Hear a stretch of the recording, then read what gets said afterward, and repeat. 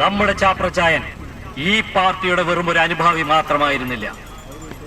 എല്ലാ കാര്യത്തിലും നമ്മുടെ പാർട്ടിയുടെ ഒരു സഹയാത്രികൻ കൂടിയായിരുന്നു. അദ്ദേഹത്തിന്റെ വേർപാട് നമ്മുടെ പാർട്ടിക്ക് ഒരു തീരാ നഷ്ടമാണ്. നിങ്ങൾക്കറിയാലോ, ചാപ്രച്ചായൻ ഈ നാട്ടിലെ ജനങ്ങൾക്ക് വേണ്ടി, ഈ നാടിന്റെ പുരോഗതിക്ക് വേണ്ടി ഈ പാർട്ടിക്കൊപ്പം നിന്നുകൊണ്ട് പ്രവർത്തിച്ച ഒരാളാണ്.